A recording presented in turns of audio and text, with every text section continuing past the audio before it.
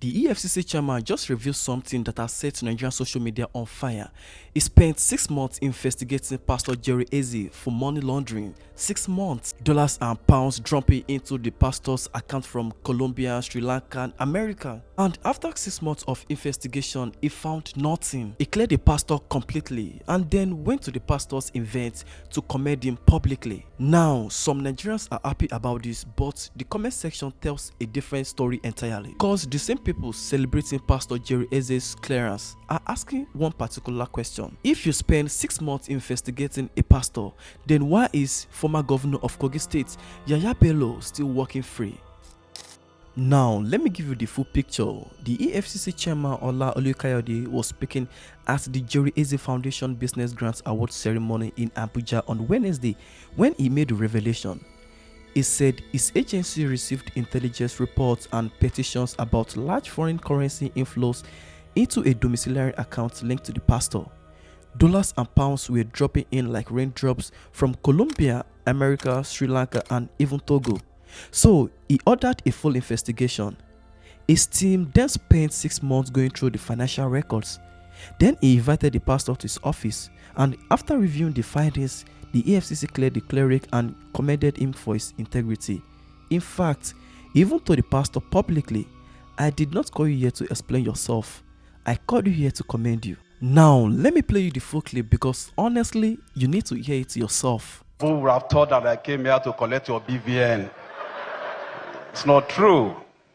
I came here to celebrate my friend and my brother and his wife. Pastor Jerry, what you are doing today is no mean feat. You are actually making a statement. I congratulate the recipients, the people you are supporting today, that the leaders of this country tomorrow. They are agents of change. And that is how you make your own statement. And I thank God for your life and the life of your wife. Nigerians, we need to come to a point in our life where we should say enough is enough. You know, when I see gathering of people like this and something runs across my mind, what I see in my investigation file every day.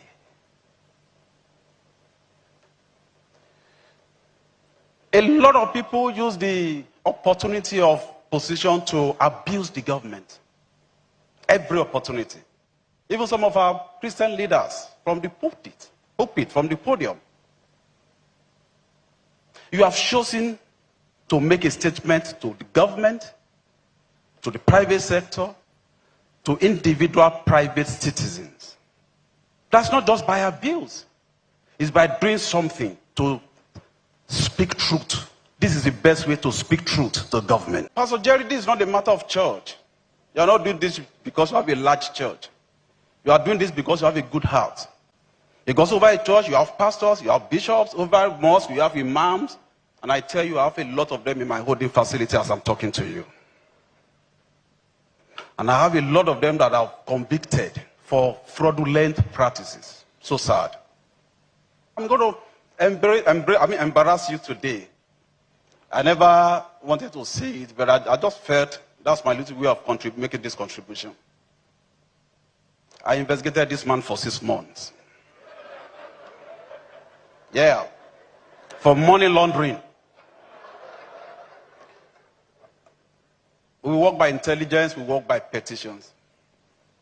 At some point, I saw there was an account, a domiciliary account. Dollars, pounds were dropping in like raindrops, from Colombia, from America, from Sri Lanka, even from Togo. I said, who is this man? Yes, I've been hearing about his name, I've seen his face a couple of times. So, I never bothered about what he was doing. I knew he's a pastor. So they said he's one Pastor Jerry Eze of Streams of Joy. Go and investigate him. So we went to the investigation. We combed the books. Yes, we saw the money coming in. So my investigating officer came to me one day and said, "Sir, this is the preliminary report. I said, I'd like to see this man. Go and invite him. So he came to my office.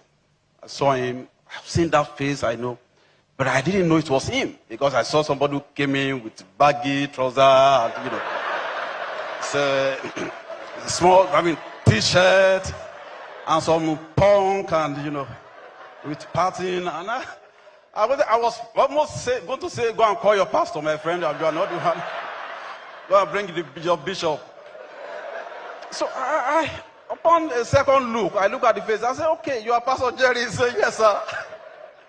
I said, go sit beside me. So he told me what happens and all of that, and how the money came, what he does, how he has been helping people and all of that. I said, you know what? I didn't call you here to explain to me. We have already done our work. I called you here to commend you.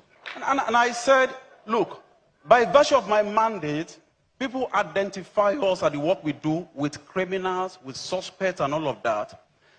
I also have preventive, mandate. EFCC should also be identified with righteous people who have integrity. We must drum them up. We must drum them up. And you are one of them.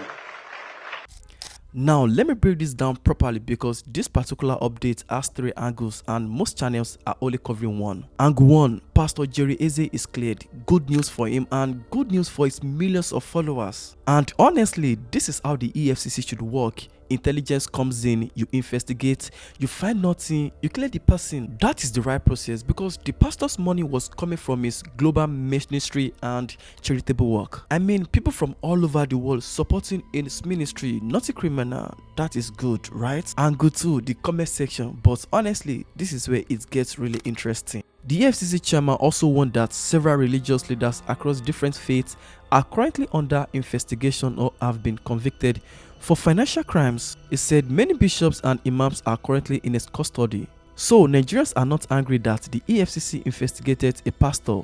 They are asking a more uncomfortable question. Because if the EFCC can use 6 months to investigate a pastor and turn out to be clean, why is the former governor of Kogi State, Yahaya Bello, still walking free despite the fact that they put in his name and his picture on EFCC wanted list, never faced criminal charges, and the EFCC chairman said this publicly himself that if he did not bring Yahaya Bello to book, he's going to retire and see what is happening today. That video still exists today and people have receipts, and guess what? Yahaya Bello is still working free today. Angle 3, the bigger question about selective prosecution. This is the question that is genuinely important for Nigerians because the EFCC has the power to investigate anyone and that power is necessary. Financial crimes destroy countries, but Nigerians are asking whether that power is being applied equally. A pastor with foreign donation gets 6 months of investigation. A former governor allegedly linked to 80 billion naira of stolen funds is photographed at political events, attending functions, living his life untouched. Now, I'm not saying the EFCC chairman is wrong for investigating the pastor.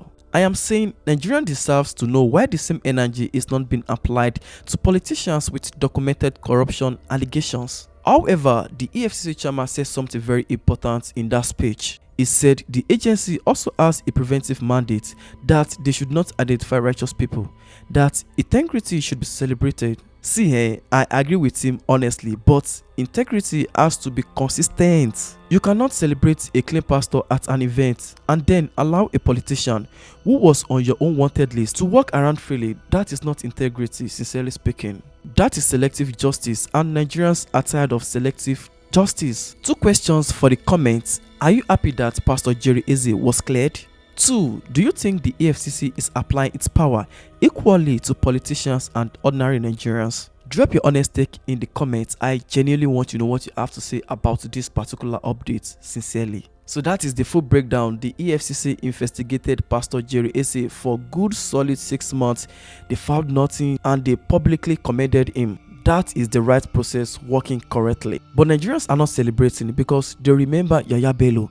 They remember the promises, they remember the wanted list, and they are watching to see if the same energy exists for the powerful as it does for the rest of us. Like this video if it gave you both sides of the story, and don't forget to subscribe and turn on the notification so you never miss any updates. And I used to tell people because they be like, why should we watch about Nigerian politics? And my answer is always the same. Even if you don't like it for the lack of the accountability, at least you must love it for the shenanigans. But here's the honest truth. Politics affect literally everything you are dealing with today, because we now live in a world where the rich keep getting richer while the poor keep getting poorer. And you have to stay informed, because info dey of info. And be it in your state, be it in your country, you need to know what is happening and how it affects you. And trust me, this channel Toxicity is the right one for you. No bias, no clickbait, just honest breakdowns on what is happening and how it's affecting you. And trust me, you are going to enjoy every update I put out here. So once again, don't forget to subscribe and like this video, share it. Thank you for watching, and I'll see you in my next video.